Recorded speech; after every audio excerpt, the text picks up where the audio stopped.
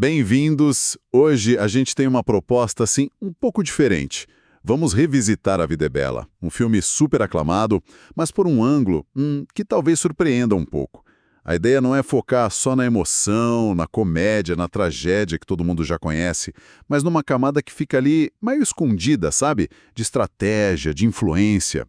Olha, a nossa conversa aqui parte de um texto analítico bem específico que faz uma conexão, olha, bem inusitada entre a jornada do Guido, o protagonista, e as táticas daquele livro famoso, às vezes polêmico, né? As 48 Leis do Poder. E é bom deixar claro logo de cara, a análise não está dizendo que o Guido era um Maquiavel consciente, calculando tudo. Não é isso. A ideia é mais explorar como, talvez de forma intuitiva, quase instintiva mesmo, ele acaba usando princípios que, bom, lembram essas leis.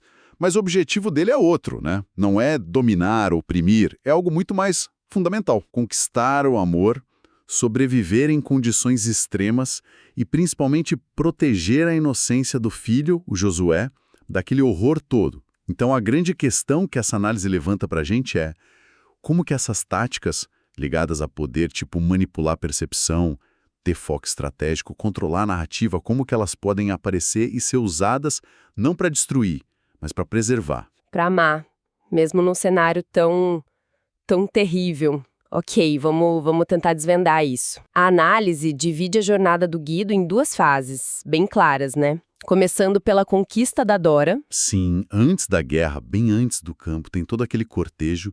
E a análise argumenta que o Guido não conquista a Dora por sorte ou por acaso. Ele usa táticas bem específicas, mesmo que seja no improviso, né? Ele não tem grana, não tem status. O que ele tem é, tipo, muita criatividade e uma audácia quase teatral. Exatamente. E esse texto que a gente está olhando, ele aponta logo de cara para a Lei 6, chame a atenção a qualquer preço. O Guido é tudo menos discreto, né? Ele não se mistura na paisagem, muito pelo contrário. Ele cria um espetáculo. Pensa naquelas coincidências que ele força o encontro na estrada, a chave caindo do céu, o tapete vermelho improvisado. Ah, sim, são cenas marcantes. Pois é, a análise sugere que isso não é só charme, sabe? É uma estratégia, mesmo que intuitiva, para ele se destacar, para ser impossível de ignorar. Ele precisava quebrar a normalidade para Dora notar ele. Ela que vivia num mundo tão cheio de convenção. E essa necessidade de chamar atenção, ela se conecta com outra ideia forte da análise, que você mencionou, a Lei 32. Jogue com as fantasias das pessoas. Isso. O Guido não oferece para Dora um namoro comum, pé no chão. Ele convida ela para um conto de fadas que ele mesmo está inventando ali, na hora. Perfeito, ele percebe, segundo o texto, o desejo dela por algo a mais, sabe? Uma fuga daquela realidade previsível, daquele noivo sem sal. O fascinante aqui, e o texto descreve isso bem, é essa construção de uma narrativa alternativa. Ele não tá só flertando, ele tá, fabricando um destino, um universo paralelo onde o impossível acontece, onde ele é o príncipe encantado disfarçado de garçom atrapalhado. É uma sedução pela história, então. Exato! Ele apela direto para a fantasia romântica, para a ideia de um amor que supera tudo, barreiras sociais, lógica. É uma forma de manipulação da percepção, sim, mas usada para quê? Para encantar, para tirar a Dora do cotidiano. A análise argumenta que ele oferece para ela uma realidade muito mais vibrante do que aquela tinha. E o interessante é que ele faz isso sendo ele mesmo, né? O que já puxa outra lei que a análise interpreta, a Lei 34. Seja real em seu próprio estilo, haja como um rei para ser tratado como um. O Guido não tenta copiar o noivo rico da Doro, o Rodolfo, nem fica imitando os trejeitos da elite. Não mesmo. Pelo contrário, a análise ressalta que ele dobra a aposta na própria identidade, o humor, a simplicidade, aquela visão meio sonhadora da vida. Ele não pede desculpa por ser quem é, ele transforma as esquisitices dele na força dele. Sim, a análise bate muito nessa tecla. A realeza dele não vem de berço, não vem de dinheiro. Vem daquela confiança quase inabalável no jeito dele de ser. Ele age como se fosse a coisa mais normal do mundo roubar a cena no evento chique ou interromper uma ópera. Essa autenticidade radical, quase uma performance, se torna irresistível porque é única. O humor vira uma ferramenta. Exato. O humor não é só para fazer rir. É uma ferramenta para se diferenciar, uma arma que, desconcerta os rivais e encanta a Dora. Ele cria o próprio padrão de valor. E a Dora acaba comprando a ideia, né? Essa dedicação total dele à Dora também é vista pela análise como uma estratégia, certo? Com certeza. O texto conecta isso com a Lei 23, concentre suas forças. É impressionante ver como toda a energia criativa, toda a atenção do Guido está canalizada para um único alvo, a Dora. Não tem dispersão, não tem plano B aparente. Ele cria, assim, um campo de força, de atenção em volta dela. E isso funciona como... Essa intensidade focada, segundo a análise, não só mostra o tamanho do sentimento dele, mas também cria uma sensação de inevitabilidade. Parece que o universo está conspirando para unir os dois. Mas, na verdade, é a força concentrada da vontade e da criatividade do Guido que está moldando os eventos, sabe? Entendi. Ele faz ela se sentir o centro absoluto de um mundo mágico que ele construiu só para ela. A análise sugere que essa concentração de esforço é fundamental para ele superar as desvantagens sociais, econômicas que ele claramente tinha. É uma leitura realmente fascinante dessa primeira fase. Mostra a conquista não como sorte, mas como uma campanha, né? Uma campanha estratégica, intuitiva, baseada no charme e na criatividade. Mas aí o filme dá aquela virada brutal. A família é deportada para um campo de concentração nazista. O cenário muda completamente. E o que está em jogo agora é vida ou morte. É aqui que a aplicação dessas leis, segundo a análise, fica ainda mais crítica e, de certa forma, mais profunda, né? Sem dúvida. A análise argumenta que as mesmas habilidades intuitivas de ler pessoas, de manipular a percepção que o Guido usou para conquistar a Dora, agora são redirecionadas para a sobrevivência, especialmente para proteger o Josué. E a primeira lei que o texto destaca nesse contexto é a Lei 33. Descubra o calcanhar de Aquiles das pessoas. No campo, o Guido identifica na hora a maior vulnerabilidade, a mente infantil do Josué diante daquele horror todo. A verdade pura e simples destruiria o menino. Então, a fraqueza que ele precisa administrar não é a dos guardas, mas a do próprio filho. A incapacidade dele de processar aquilo. Exatamente. A análise o coloca quase como um psicólogo intuitivo.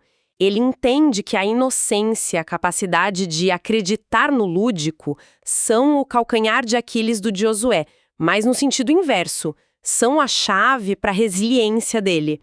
A grande mentira, aquela história de que tudo é um jogo super complexo para ganhar um tanque de guerra, é a estratégia que ele cria para proteger essa vulnerabilidade. Ele não está só mentindo, então. Não. Ele está construindo uma realidade alternativa, uma narrativa protetora, usando a compreensão profunda que ele tem da psicologia do filho. Essa manipulação da percepção vira a ferramenta central para manter a esperança e, literalmente, a sanidade do Josué. E para manter essa força toda, o Guido precisa passar por uma transformação interna muito radical. A análise conecta isso com a Lei 25, Recrie-se. O livreiro divertido, o marido apaixonado, eles precisam dar lugar a uma nova pessoa, ou melhor, a várias personas que a situação exige. Sim, a análise sugere uma reinvenção constante.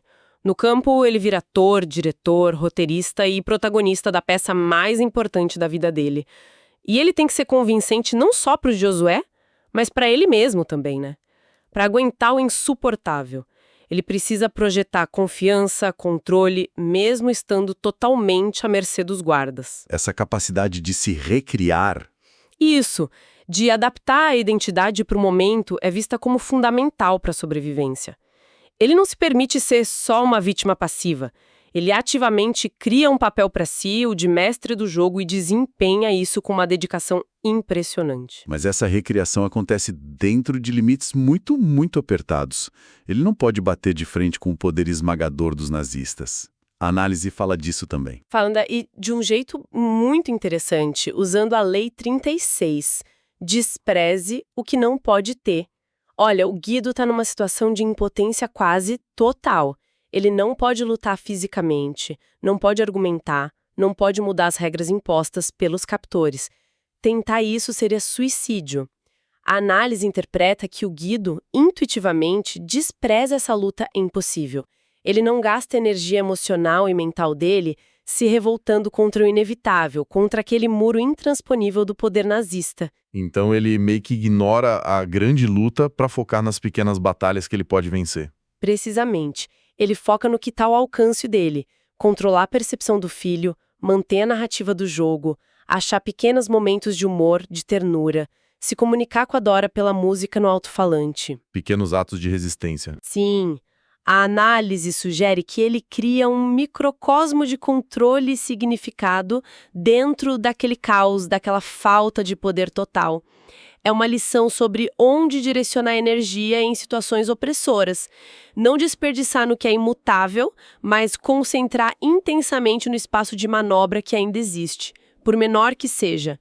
Ele não pode ter liberdade, então ele despreza essa impossibilidade e foca em preservar a inocência do filho, algo que ele pode influenciar. Um exemplo muito forte disso, que a análise com certeza deve destacar, é a cena da tradução das regras do campo pro Josué.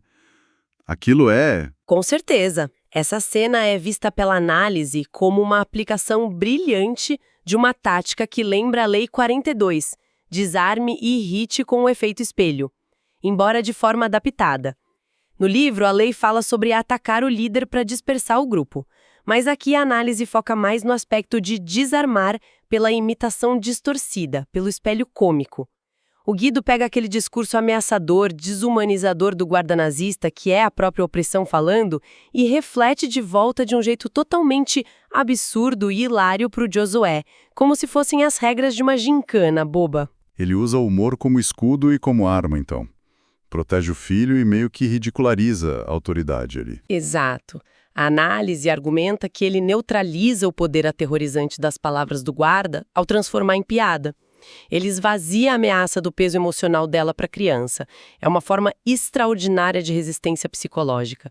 Ele não pode enfrentar a violência física, mas ele pode subverter a violência verbal, a violência simbólica, usando a inteligência e o ridículo. Ele desarma a opressão por um momento, pelo menos no mundo que o Josué percebe, usando a própria linguagem do opressor contra ele mesmo, de forma paródica. Essa capacidade de mudar de abordagem, né? Ser tradutor cômico no momento, prisioneiro obediente no outro, pai protetor sempre. E isso parece que encaixa em outra lei também, não? Sim, a análise meio que culmina essa parte com a Lei 48. Seja fluido como a água ou assuma a ausência de forma. O Guido, especialmente no campo, ele personifica essa ideia. Ele não é rígido, ele não tenta resistir à força bruta com força bruta, porque ele seria esmagado. Ele é adaptável, flexível. Como a água, ele se molda às circunstâncias, encontra as frestas, contorna os obstáculos. Ele vai fluindo entre os diferentes papéis que precisa desempenhar conforme a necessidade. Exatamente. A análise descreve ele transitando o tempo todo. Ele é o prisioneiro que cumpre ordens para sobreviver. Ele é o pai que inventa jogos para proteger. É a vítima que sofre em silêncio para não assustar o filho. É o palhaço que usa o humor para aliviar a tensão, é até mesmo cúmplice dos guardas naquela farsa que ele criou para o Josué. Se a gente conecta isso com o quadro geral que a análise propõe, essa fluidez, essa recusa em ter uma forma única, rígida, é o que permite não só a sobrevivência física do Josué, mas crucialmente a preservação da saúde mental dele, do espírito. O Guido não quebra porque ele se dobra, ele se adapta, ele assume a forma que precisa para cada desafio. Ok, então, se a gente junta todas essas peças que a análise nos trouxe, A Vida é Bela, visto por essa lente das estratégias de poder, se transforma um pouco, né? Deixa de ser só uma história de amor e sacrifício para se tornar também um estudo de casos sobre como o poder pode ser aplicado em circunstâncias extremas. Mas um poder diferente do que a gente costuma pensar. Sim, a síntese da análise é justamente essa. Não se trata do poder de dominar, de controlar os outros pela força ou pelo status, como a gente muitas vezes associa as 48 leis, sobre o poder da inteligência estratégica aplicada à preservação. O poder de controlar a narrativa, de moldar a percepção, de usar a ilusão como uma ferramenta vital. A análise argumenta que o verdadeiro poder do Guido está nessa capacidade quase sobre-humana de proteger o essencial à vida física e, talvez mais importante, a vida interior, a inocência, a capacidade de amar e confiar do filho manipulando criativamente a realidade que o menino percebe. E o final do filme, o sacrifício do Guido. Como que a análise interpreta isso dentro dessa lógica toda? Ele perde no final, né? Bom, o texto vê o sacrifício final como a culminação dessa estratégia. O Guido não derrota o sistema nazista. Óbvio, nenhuma estratégia individual conseguiria isso. Mas, segundo essa leitura, ele derrota o impacto final, o mais devastador, do horror sobre o Josué. Ao ir para a morte ainda atuando, fazendo aquela última palhaçada para o filho escondido, ele garante que a memória final do Josué sobre ele e sobre aquela experiência toda seja filtrada pela lente do jogo. Ele vence o desespero, então. De certa forma, sim. Ele controla o legado emocional que deixa para o filho. A herança não é o trauma bruto, mas a lembrança de um pai que transformou o inferno num jogo e venceu ao conseguir o tanque. Ele deixa como herança a resiliência, a capacidade de ainda ver beleza na vida, apesar de tudo. É uma perspectiva que adiciona uma camada bem complexa e até um pouco desconcertante ao filme.